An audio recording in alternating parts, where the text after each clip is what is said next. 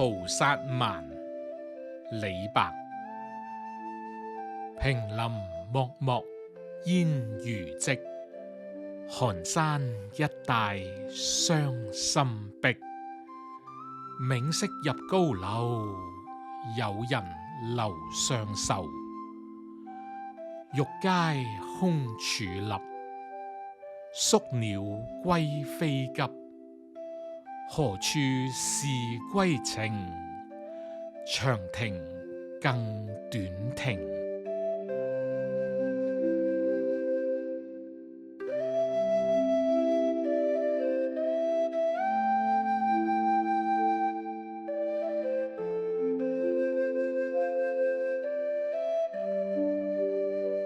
呢首詞被譽為百代詞曲之首，係由詩過渡到詞嘅代表作品。相傳由李白所作。平林漠漠煙餘跡，寫詩人登高望遠，睇到原野盡頭嘅樹林同暮色交織成一片。寒山一帶傷心碧，描寫遠望無盡頭嘅山脈，呈現出冷冷嘅碧綠色。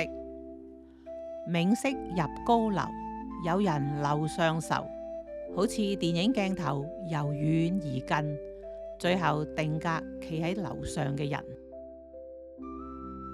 上闕嘅樓上愁對下闕嘅空處立，寫出遊子懷念遠方故鄉嘅傷感。宿鳥歸飛急，寫詩人從歸巢嘅飛鳥諗到作為遊子，唔知幾時先至踏上歸程。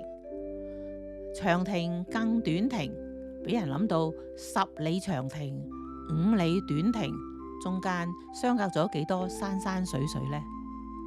詞嘅上闕係客觀寫景，下闕就着重主觀心理描繪，但係同時有情景交融，寫出咗遊子望鄉之情。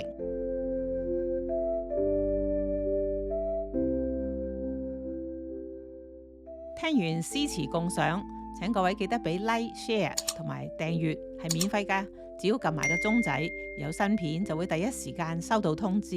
而家請再聽阿津文朗讀一次啦。